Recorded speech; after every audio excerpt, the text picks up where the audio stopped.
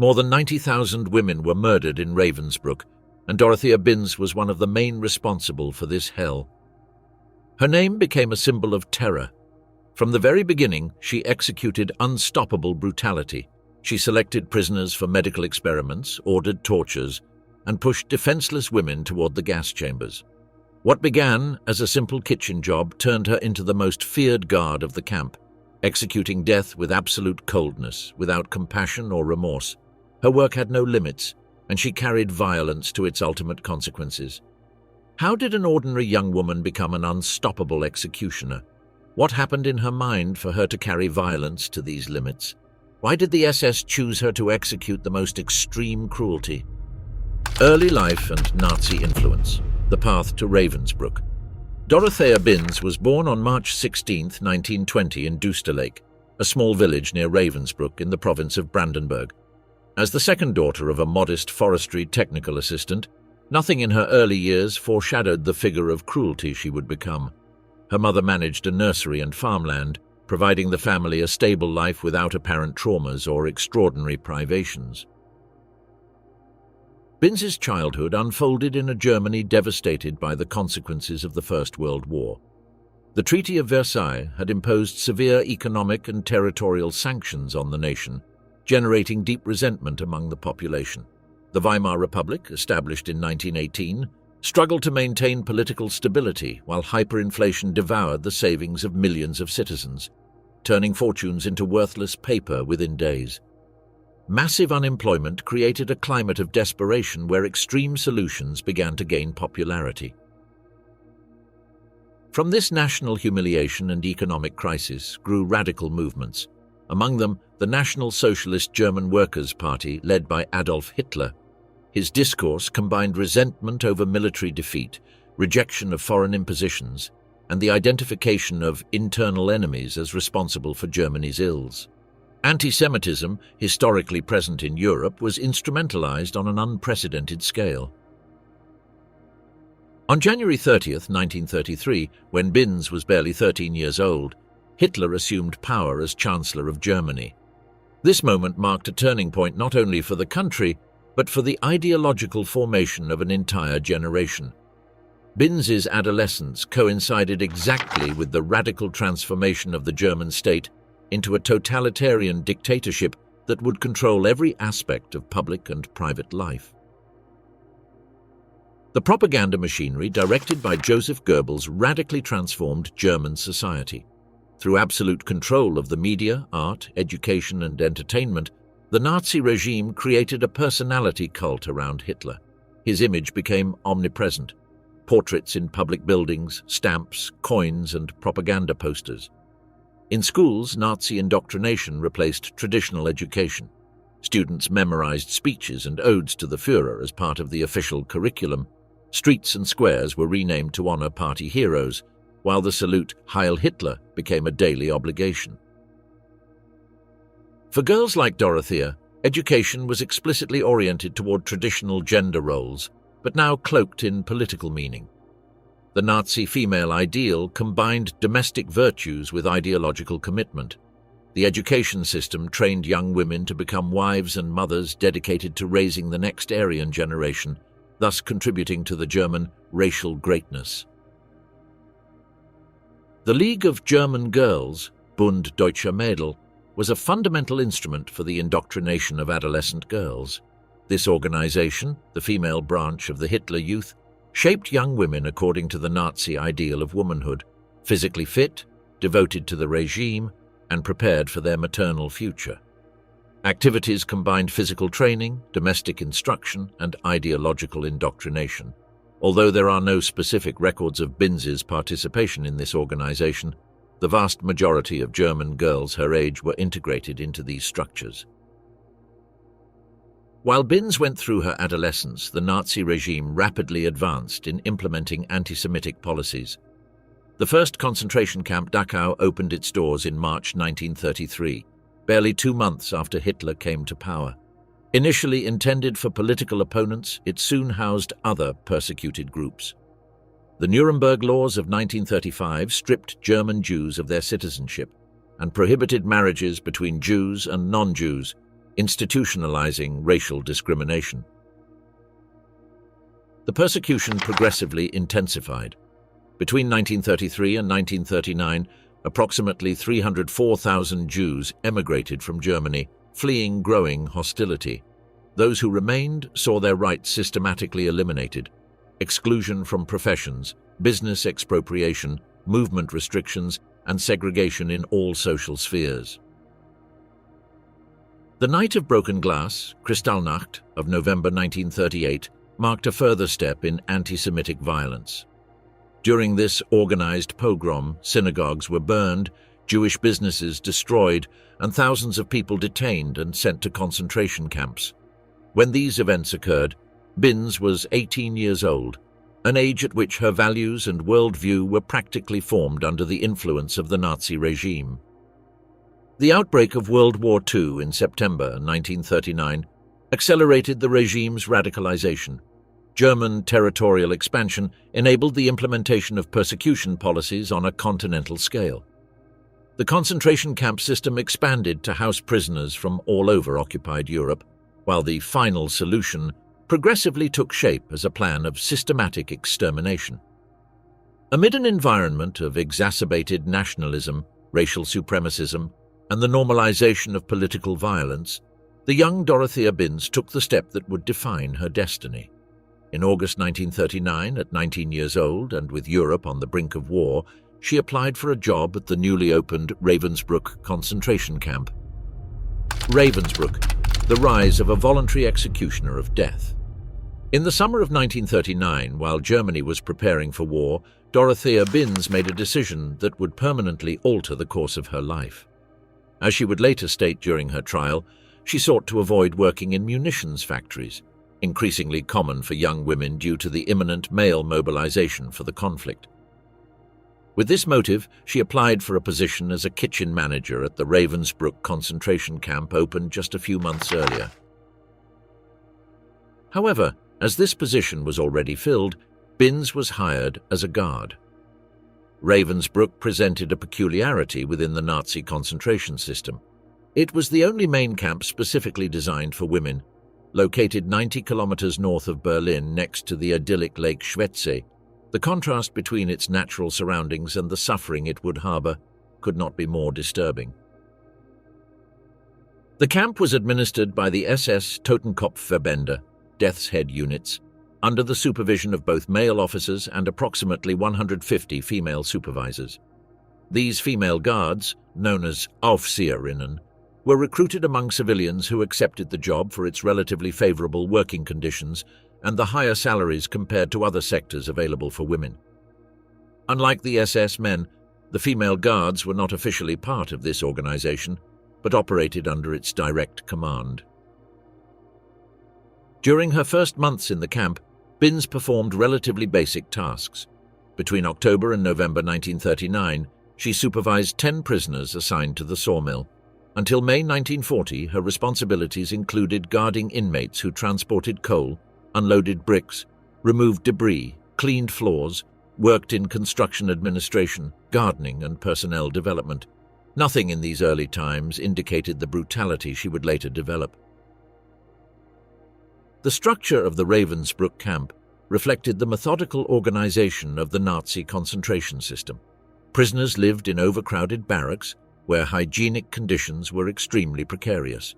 Food, deliberately insufficient, consisted mainly of black bread, a watery broth occasionally accompanied by some root vegetable, and coffee substitutes with no nutritional value. Workdays extended from dawn until dusk, regardless of weather conditions. A hierarchical system was implemented among prisoners, where some, designated as kapos, received small privileges in exchange for supervising the work of their companions. This mechanism encouraged internal divisions and minimized the possibility of organized resistance. Prisoner categories were identified through a system of colored triangles sewn onto their clothing: red for politicals, green for common criminals, black for asocials, pink for homosexuals, purple for Jehovah's Witnesses, and yellow for Jewish women. The turning point in Binz's career came in August or September 1940, when she was promoted to deputy head of the cell block. This space, known as the bunker, functioned as a disciplinary center where prisoners who violated camp rules were punished. In this new role, Binz began working directly under the supervision of Maria Mandl, one of the most brutal figures in the concentration system. Mandl, born in Austria, had joined the concentration camp service in 1938 and quickly gained notoriety for her extreme cruelty. Under her tutelage, Binz learned not only to impose discipline, but to do so through increasingly brutal methods. Violence ceased to be a functional instrument and became an end in itself, a means of control based on absolute terror. In April 1941, Binz formalized her ideological commitment by officially joining the Nazi Party. This step, although symbolic, demonstrated her full identification with the National Socialist principles and her willingness to actively participate in the implementation of its most extreme policies. Her career continued to rise when, after Mandl's promotion to chief supervisor, Oberaufseherin, in April 1942, she assumed the direction of the cell block. In this new position, her responsibilities expanded significantly. Not only did she administer punishments to prisoners who violated camp rules, but she also began to participate in the selection of women for medical experiments. These procedures, performed without consent and frequently without anesthesia, included tests with sulfonamides, bone transplants, sterilizations, and other interventions that resulted in permanent mutilations or death. The coldness with which Binz selected victims for these experiments revealed her growing dehumanization. Binz's metamorphosis process was completed in July 1943, when she was informally promoted to Deputy Chief Supervisor, a position officially confirmed in February 1944. From this position, she directed the training and assigned tasks to more than 100 female guards simultaneously. Her role expanded beyond direct punishment. She was now responsible for training other women in the methods of control and brutality that she herself had perfected. Under her supervision, Ravensbrück became a training center for approximately 3,500 female guards who would later serve both there and in other camps of the Nazi system. The camp functioned as an academy of terror, where new recruits learned techniques of surveillance, punishment, and psychological control of prisoners. Among her disciples were some of the most ruthless figures of the concentration system, such as Irma Gräser, who would gain notoriety for her brutality in Auschwitz. At just 20 years old, Grace would become chief supervisor of the women's camp in Birkenau, where her sadism would earn her the nickname Angel of Death. Binz's influence in training guards like Gräser exponentially multiplied the reach of her cruelty. Binz implemented systematic indoctrination techniques to transform ordinary women into efficient executioners. New recruits were subjected to a process that began with small surveillance tasks and progressively increased their participation in acts of brutality. They learned to dehumanize prisoners, to exercise violence without moral questioning, and to instrumentalize fear as a primary tool of control. The training combined theoretical instruction on Nazi racial ideology with practical application of submission techniques. Guards in training had to demonstrate their ability to impose discipline through physical punishments, participating directly in interrogations and torture sessions. Those who showed hesitation or compassion were ridiculed, while cruelty was rewarded with recognition and promotions. Ravensbrück thus became what many survivors called a school of violence, a center where ordinary women were transformed into instruments of state terror. This multiplier function of terror makes Binz's figure transcend her individual acts. Her influence spread through her apprentices, perpetuating a culture of brutality that would affect tens of thousands of prisoners throughout the Nazi camp system. The reign of terror, the unstoppable cruelty of Dorothea Binz in Ravensbrück. Upon consolidating her power as Deputy Chief Supervisor, Dorothea Binz transformed Ravensbrück into the stage of a methodical and calculated regime of terror. Her presence in the camp provoked an immediate and tangible effect: absolute silence. The prisoners, paralyzed by fear, knew that the slightest movement or sound could trigger brutal punishments that frequently culminated in death. One of her first measures was to intensify the daily roll calls, known as appel. These inspections, carried out 2 or 3 times a day, regardless of weather conditions, forced the prisoners to remain motionless for hours in the camp's central square, known as the Appellplatz. Without breakfast, with barely a sip of water before formation, they had to remain perfectly aligned without being able to sit, speak, or exchange glances. The cruel efficiency of these roll calls lay in their ability to physically and psychologically break the prisoners. During winter, women weakened by malnutrition had to remain firm under glacial temperatures, often without adequate coats. In summer, the suffocating heat and dehydration caused regular fainting. Any sign of weakness invariably resulted in additional punishments, creating a vicious cycle of suffering. After the exhausting roll calls, the prisoners were sent to forced labor shifts in various facilities inside and outside the camp. Many worked in factories of the Siemens Company, producing electrical components for the German war effort. Others were assigned to construction, agriculture, or textile manufacturing tasks. At midday, they received only a minimal ration of bread, insufficient to compensate for the physical wear. Sanitary conditions in Ravensbrück were deliberately deficient. The barracks lacked adequate hygiene facilities, with communal latrines insufficient for the camp population. Access to water for personal hygiene was extremely limited, while clothing was rarely washable. These conditions, combined with chronic malnutrition, turned diseases such as typhus, tuberculosis, and dysentery into deadly epidemics that constantly decimated the camp population. Binz toured Ravensbrück following a daily ritual, dressed in her impeccable black uniform, whip in hand, and accompanied by a German shepherd specifically trained to attack at her signal. Her basic tactic was the imposition of terror through unpredictability. She did not need specific reasons to punish. The slightest infraction or simply arbitrarily selecting a prisoner was enough to unleash her fury. The Czech survivor Dagmar Hova recounted one of the most chilling episodes of her cruelty. During a work inspection, Binz considered that a prisoner was not performing her tasks with sufficient energy. Without saying a word, she approached and slapped her with such force that she knocked her down. Then she took an axe and began to beat her brutally until she completely disfigured her. Once satisfied, she wiped her bloodied boots on the victim's skirt, mounted her bicycle, and left with absolute indifference, as if she had completed a routine task.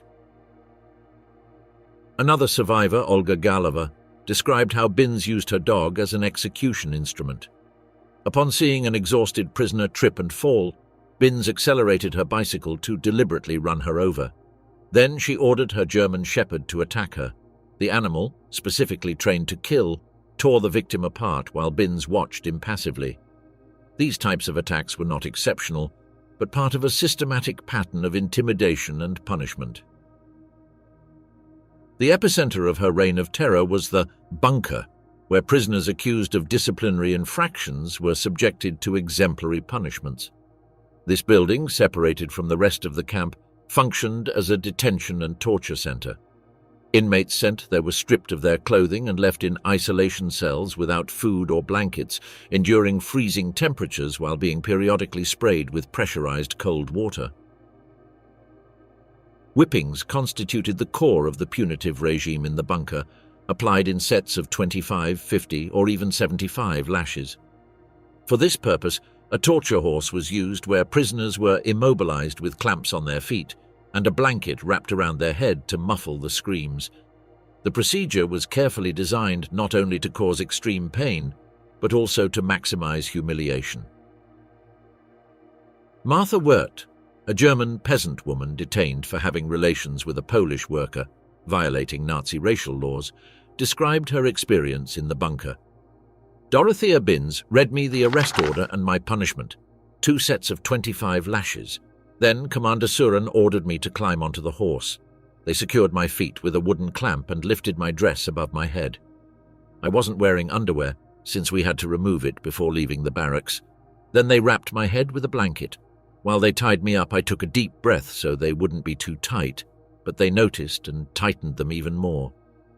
They ordered me to count each lash out loud, but I only made it to 11. When they finally finished, I could barely stand. In 1944, With the construction of gas chambers in Ravensbrück, Binz assumed an active role in selections for extermination.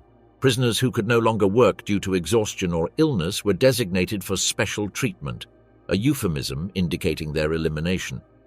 The selection process was carried out with clinical coldness, prioritizing the efficiency of the camp over any humanitarian consideration. The Ravensbrück gas chambers, installed in a small building near the crematorium, began operating in January 1945. Before this date, prisoners selected for elimination were frequently transported to other camps such as Auschwitz or Bernburg.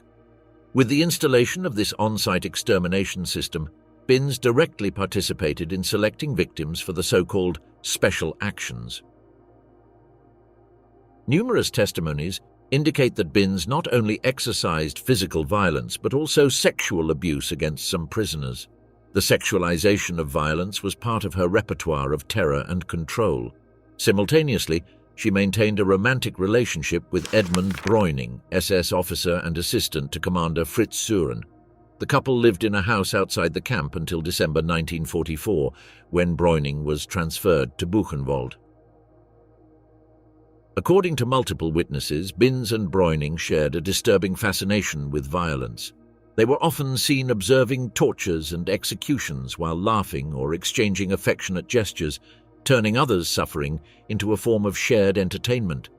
This perverse integration of personal intimacy and sadism exemplifies the profound dehumanization that characterized some perpetrators of the Nazi system. Binz also played a crucial role in the training of future female guards, transmitting her methods of terror. Through practical demonstrations, she taught recruits how to maintain control through systematic brutality. Her students learned to identify signs of weakness among prisoners and to respond with disproportionate violence to maintain an atmosphere of absolute fear. During the time Dorothea Binz supervised Ravensbrück, approximately 132,000 women passed through the camp. Among them were Poles, Soviets, Germans, Jews, Roma, and prisoners from virtually all countries occupied by Germany. Of this total, more than 92,000 perished due to inhuman conditions, direct killings, or selections for the gas chambers.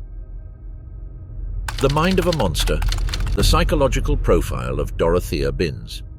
The transformation of Dorothea Binz from an ordinary young woman to a ruthless executioner raises deep questions about human nature. What psychological factors allowed this metamorphosis? Was it solely the product of Nazi indoctrination, or were there latent sadistic tendencies in her personality? An analysis of her behavior in Ravensbrück reveals psychological mechanisms that partially explain her evolution toward extreme cruelty.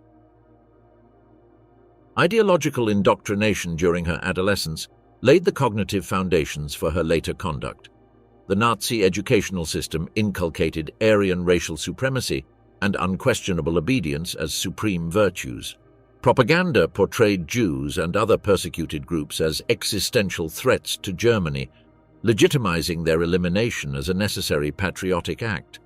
In this environment, violence was progressively normalized as a justified political tool.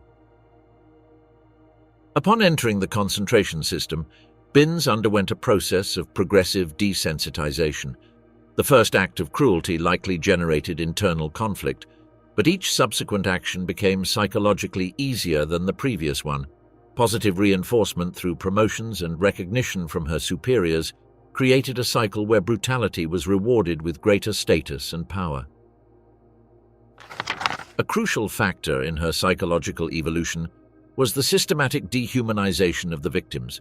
The Nazi regime categorized prisoners as subhuman beings, mere objects without intrinsic value. This perception allowed perpetrators like Binz to emotionally distance themselves from the suffering they inflicted, seeing it not as cruelty toward fellow beings, but as a necessary administration of a system. Absolute power over others accelerated her transformation. As psychological experiments like the Stanford Prison Experiment demonstrate, individuals in unchecked authority positions tend to progressively abuse their power. In Ravensbrück, Binz faced no external restrictions on her behavior. On the contrary, cruelty was actively encouraged by the camp's hierarchical structure. Her relationship with Edmund Breuning evidences another disturbing aspect: the social reinforcement of deviant behaviors. Together they formed a couple that shared not only personal intimacy, but also a fascination with others' suffering. This dynamic further normalized sadistic behavior, creating a microcosm where cruelty functioned as a bond of connection. The competition among female guards to demonstrate brutality created an environment where moral boundaries were constantly blurred. Binz not only applied cruelty, but innovated in her methods, gaining recognition within the camp's hierarchical system. Sadism thus became a social and professional currency.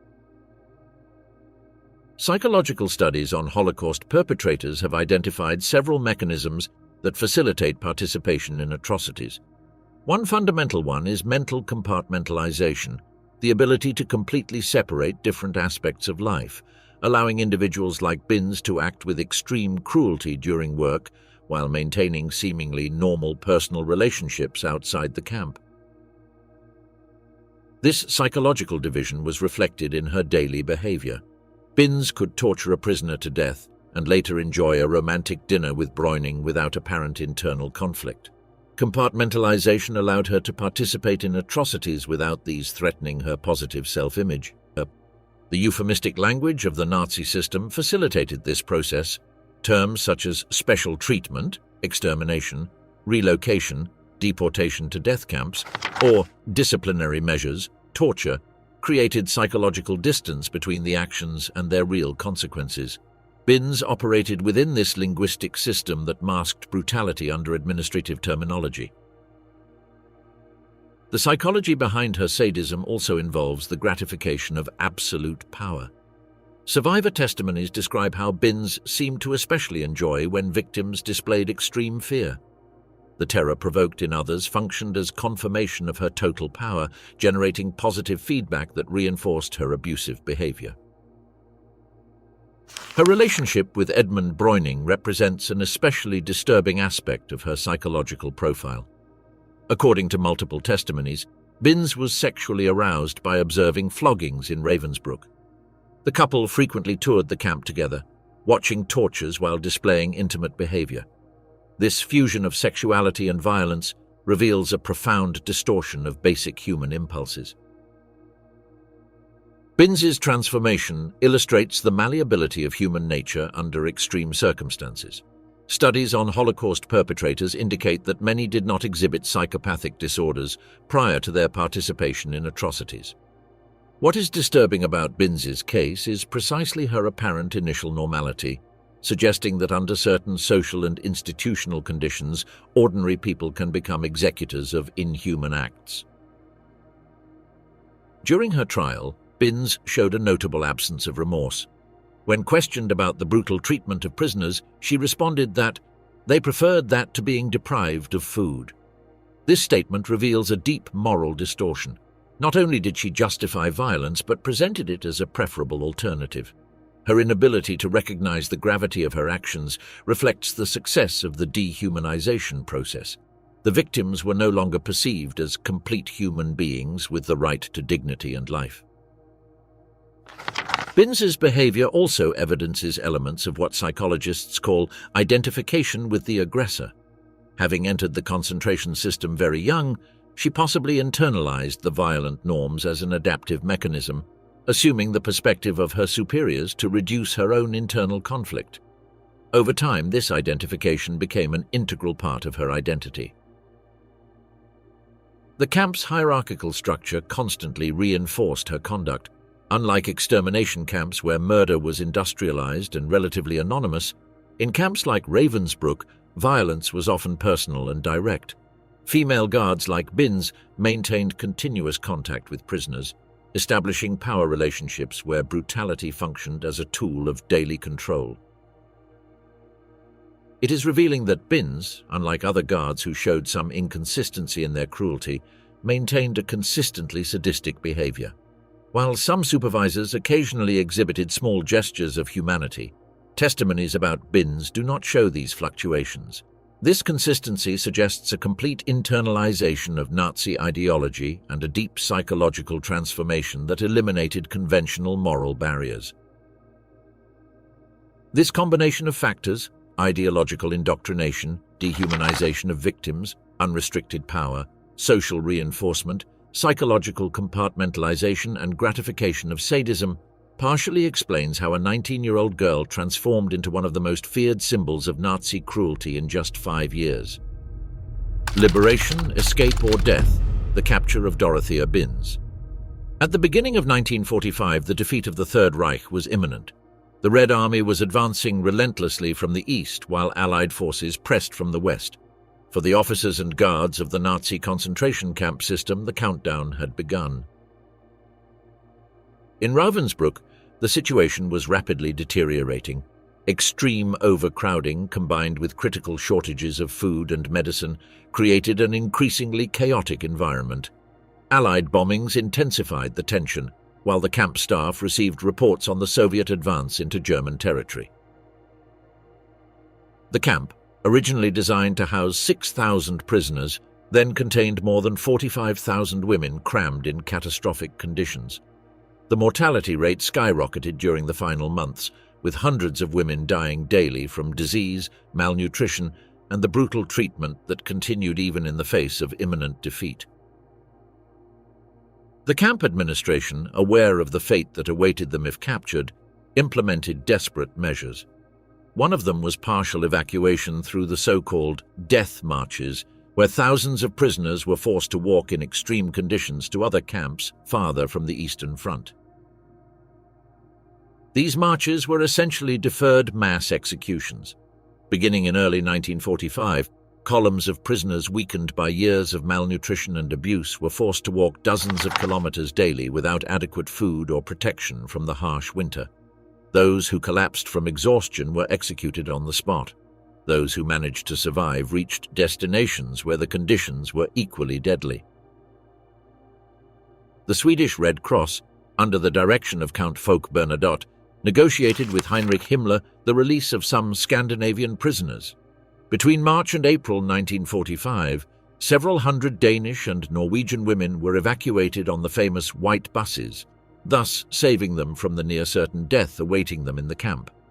However, the vast majority of prisoners did not have this opportunity. The prisoners who remained in Ravensbrück were mainly those too sick or weak to be transferred. Approximately 3,500 women, men and children were left to their fate while the camp staff prepared their escape. The last days were particularly brutal, with hasty executions to eliminate potential witnesses and systematic destruction of incriminating documents. In this context of chaos and despair, Dorothea Binz made the decision to flee before the arrival of the Soviet troops. Unlike fanatical officers who remained at their posts until the end out of ideological loyalty or resignation, Binz opted for self-preservation. The woman who had exercised relentless terror for years now feared facing the consequences of her actions. She abandoned her SS uniform, a symbol of the authority she had tyrannically exercised, and adopted civilian clothing to blend in with the displaced German population. With falsified identity documents, she headed west, seeking to reach areas controlled by the Western Allies, considered less severe than the Soviets with war criminals. Her destination was Hamburg, a port city where she hoped to disappear among the mass of refugees fleeing the Soviet advance. Like many SS officers, she planned to adopt a new identity and start an anonymous life, far from her past in Ravensbrück and protected by the administrative chaos of the post-war period. On April 30, 1945, while Adolf Hitler committed suicide in his Berlin bunker, the Red Army finally liberated Ravensbrück. The Soviet soldiers found a desolate landscape, barracks crammed with women on the verge of death, mass graves barely covered, and evidence of systematic torture. The survivors, many unable to stand due to extreme weakness, received urgent medical assistance while recounting the horrors lived under the reign of terror of Binz and other female guards. The search and capture of those responsible for these crimes became a priority for the Allied forces. The Moscow Agreement, signed in October 1943, had established that Nazi war criminals would be tried in the countries where they had committed their crimes. To implement this policy, specialized teams were organized to locate SS officers and concentration camp personnel. Photographs and detailed descriptions of the perpetrators circulated among Allied military units. Survivor testimonies were fundamental in identifying figures like Binz, whose notoriety made her a priority target. Interrogations of former liberated prisoners provided valuable information about possible escape routes and hiding locations. On May 3, 1945, just days after the liberation of Ravensbrück, Binz's luck ran out. During a routine checkpoint in Hamburg, British troops identified her thanks to the testimony of a former prisoner who recognized her despite her attempt at disguise.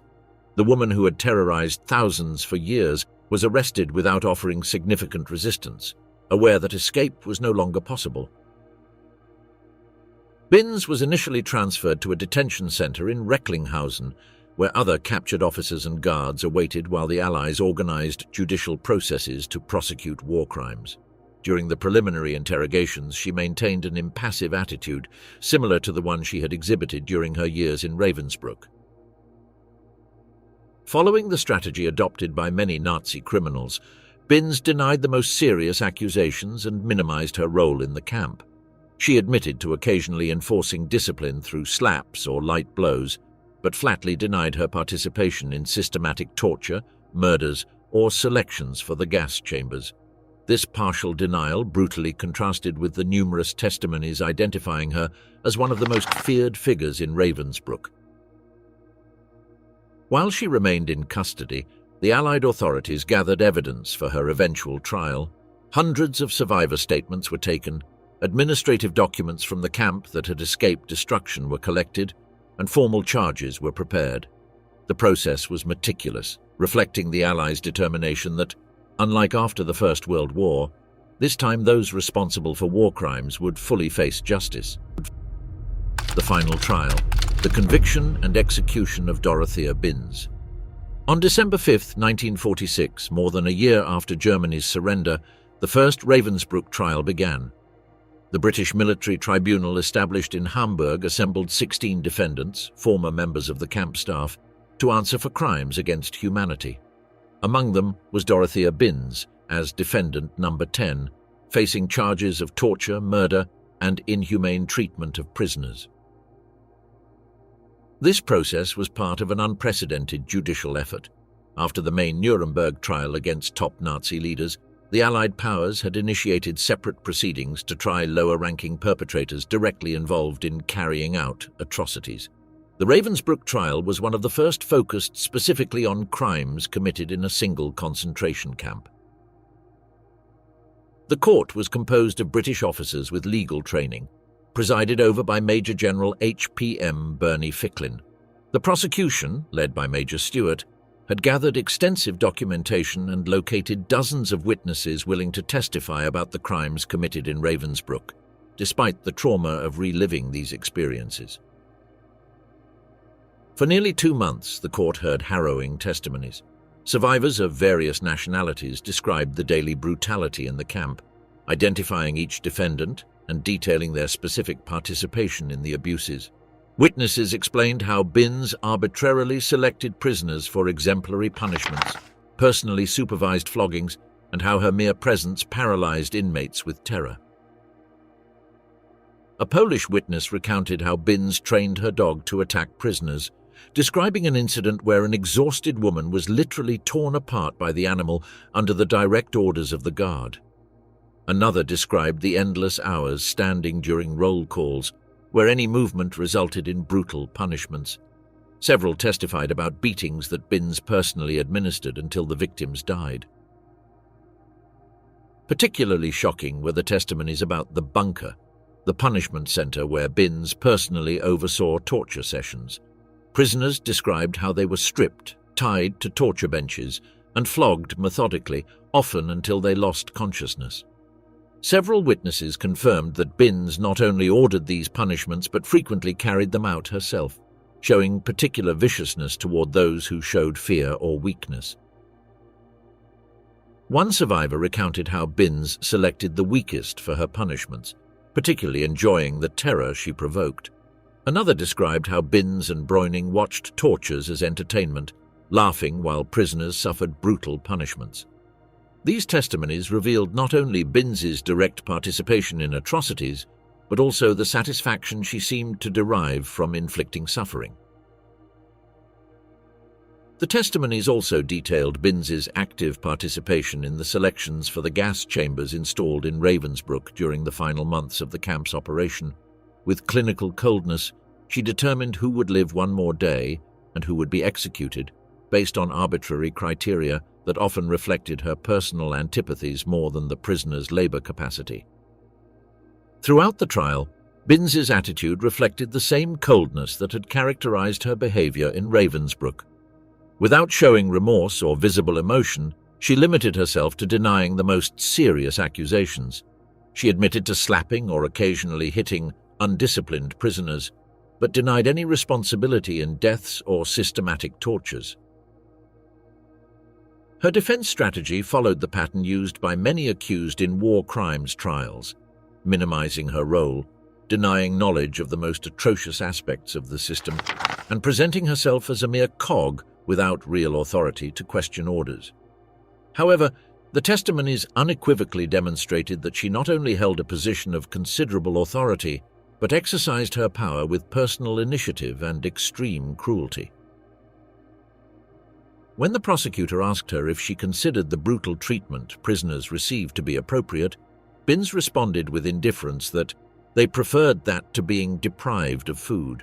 This statement, more than any testimony, revealed the moral distortion that allowed perpetrators to justify atrocities as routine acts necessary to maintain order.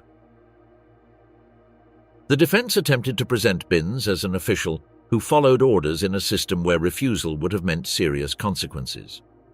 They argued that it could not be expected of a young woman with limited education to question policies established by her superiors, and that the extreme conditions of the war had distorted normal standards of behavior. However, testimonies clearly demonstrated that she not only followed orders, but exceeded her official responsibilities, showing personal initiative in the application of cruelty.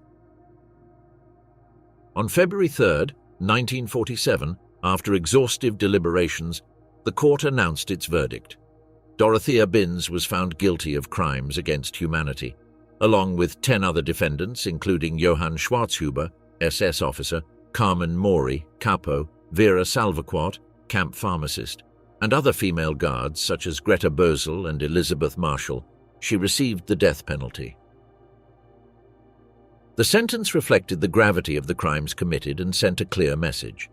Those who actively participated in atrocities, regardless of their rank or gender, would face maximum responsibility. The court rejected the argument of superior orders, establishing that participation in crimes against humanity constituted personal responsibility and that orders from superiors could not serve as justification. Her lawyer filed a clemency request arguing her youth and the influence of Nazi indoctrination, but it was denied. On March 31, 1947, the Commander-in-Chief of the British Army of the Rhine, Field Marshal Bernard Montgomery, definitively confirmed the sentence. The execution would be carried out. The death sentence did not break Binz's apparent imperturbability. However, hours after returning to her cell, she made a desperate decision. Using a sharp object she had managed to hide, she attempted to cut her veins to avoid the humiliation of the gallows. This final act revealed that, behind the mask of indifference, there was full awareness of the gravity of her crimes and fear of facing her punishment. British guards, alerted by unusual noises, intervened in time. They found Binz bleeding profusely but still conscious. The prison medical staff stopped the bleeding and stabilized her condition. Her attempt to escape justice had failed. After recovering, Binz was kept under strict surveillance. The British authorities were determined to ensure she faced the justice she had evaded for so long. The execution date was set for May 2, 1947, almost exactly 2 years after the liberation of Ravensbrück. In the weeks leading up to the execution, Binz was transferred to the prison of Hamelin in Lower Saxony. This facility had become the place where the British authorities executed Nazi war criminals sentenced to death. There, other perpetrators from the concentration camps awaited their fate, including several female guards from Ravensbrück. The executioner was Albert Pierrepoint, the official British hangman. Pierrepoint had already executed numerous Nazi criminals, including Joseph Kraumer, the Beast of Belsen, and Irma Grese. His reputation was based on efficiency and professionalism, ensuring that executions were carried out as quickly as possible to minimize suffering. On the morning of May 2nd, 1947, at 9:01 a.m., Dorothea Binz was led to the execution chamber. Dressed in simple clothing provided by the prison, she walked escorted by guards. According to witnesses, she remained composed until the end without uttering last words or showing signs of remorse. Following British protocol, Pierrepoint placed a black hood over Binz's head and adjusted the noose around her neck. He used the long drop method, calculated according to the condemned person's weight to ensure instant death by cervical fracture upon falling. When the trapdoor opened beneath her feet, Binz's body fell and the rope tightened sharply. Death was immediate. The woman who had sown terror in Ravensbrück for years had ceased to exist. She was 27 years old. After confirmation of death by an official physician, the body was taken down and placed in a simple coffin. As was the case with executed war criminals, it was not handed over to relatives but buried anonymously on prison grounds.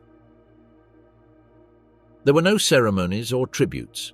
The execution was recorded in official documents as an act of justice, the fulfillment of the sentence handed down by a legitimate court after a process with full legal guarantees. The cursed legacy, the memory of Ravensbrück. The execution of Dorothea Binz represented an act of justice, although insufficient in the face of the magnitude of the crimes committed at Ravensbrück. While her death could not compensate for the suffering of thousands of victims, it constituted a necessary step in the accountability process after the Holocaust. Ravensbrück, unlike Auschwitz or Dachau, has remained relatively less known in the collective memory of the Holocaust. However, its historical importance is undeniable. As the main women's concentration camp, it illustrates specific dimensions of Nazi persecution related to gender. During its 6 years of existence, approximately 132,000 women of more than 20 nationalities passed through its facilities. Poland, the Soviet Union, Germany, and France provided the largest contingents. More than 92,000 women perished there due to inhuman conditions, forced labor, medical experiments, direct executions, or in the gas chambers installed in the final phase of the camp. After the war, while Germany was divided among the victorious powers, Ravensbrück was located in the Soviet occupation zone, later the German Democratic Republic. In 1959, a national memorial was established there, although the official narrative was strongly influenced by communist ideology. Emphasis was placed mainly on political prisoners, especially communists, while other victim groups received less attention. German reunification in 1990 allowed for a more comprehensive approach to the camp's history. In 1993, a new memorial museum was inaugurated that sought to document the camp's history with greater accuracy, recognizing the diversity of victims and contextualizing Ravensbrück within the Nazi concentration camp system. Today, the Ravensbrück Memorial includes permanent exhibitions on different aspects of the camp, a documentation center, commemorative spaces, and educational areas. The original buildings that survived, including some barracks, the punishment bunker, and the crematorium, have been preserved as tangible testimony to the suffering that occurred there. The legacy of Binz and other female perpetrators has generated important reflections on the role of women in the Nazi regime. For decades, the predominant narrative presented women mainly as passive victims, or at best, as bystanders. The history of female guards like Binz challenges this simplification, demonstrating that women also actively participated as perpetrators of atrocities. This reality has forced a reconsideration of assumptions about gender and violence. Far from being incapable of extreme cruelty due to their feminine nature, some women demonstrated as much sadism as their male counterparts when granted power within the concentration system. The study of these figures has enriched our understanding of how totalitarian regimes can mobilize individuals of all genders to implement genocidal policies. The survivors of Ravensbrück played a crucial role in preserving the memory of the camp. Organizations such as the International Ravensbrück Committee, formed by former prisoners, worked tirelessly to document what had occurred and to honor those who did not survive. Through testimonies, memoirs, and activism, these women ensured that Ravensbrück would not be forgotten. Testimonial literature has been particularly important. Works such as Ravensbrück, The Hell of Women by Montserrat Roig, based on testimonies of Spanish survivors, or Smoke over Birkenau by Liana Milu, which includes experiences in Ravensbrück, have given voice to the victims and contributed to public understanding of the camp. The impact of Ravensbrück on collective memory is also reflected in artistic expressions. Sculptures such as The Burden Bearer by Will Lammert, installed in the memorial, represent solidarity among prisoners as a form of resistance. Literary, musical, and cinematic works inspired by survivors' experiences continue to emerge, keeping the memory of the camp alive for new generations. Academic research on Ravensbrück has seen significant growth in recent decades. Historians like Germaine Tillion, herself a camp survivor, laid the foundation for more exhaustive studies. Works such as Ravensbrück, Life and Death in Hitler's Concentration Camp for Women by Sarah Helm, have provided detailed analyses based on previously inaccessible archives and testimonies from the last survivors. The figure of Dorothea Binz has been the subject of specific study in analyses of Holocaust perpetrators. Her case exemplifies how ordinary individuals can become executors of atrocities under certain social, political, and institutional conditions. This understanding is fundamental to identifying and preventing similar dynamics in contemporary contexts. The trial and execution of Binz and other Ravensbrück perpetrators set important precedents for international justice. They establish that those who participate in crimes against humanity, regardless of rank or gender, must be held personally accountable. This principle has informed later developments in international law, including the tribunals for Rwanda and Yugoslavia and the International Criminal Court. In the educational field, Ravensbrück today occupies a significant place in Holocaust programs. School visits to the memorial allow students to understand the specific gender dimensions of Nazi persecution and reflect on issues such as conformity, resistance, and individual responsibility in contexts of systematic oppression. The moving wall of nations at the memorial, where commemorative plaques represent the different countries of origin of the victims, symbolizes the international dimension of suffering at Ravensbrück. Annual ceremonies bring together survivors, relatives, and official representatives to honor the memory of those who perished there. 75 years after its liberation, Ravensbrück continues to raise fundamental questions about human nature. How can seemingly normal people become perpetrators of atrocities? What social and psychological mechanisms facilitate this transformation? How can we identify and counteract similar processes in our contemporary societies?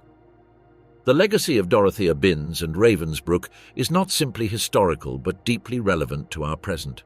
In a world where anti-Semitism, xenophobia, and authoritarianism continue to manifest, the memory of these events provides crucial warnings about the fragility of civilization and the need for constant vigilance to protect human dignity.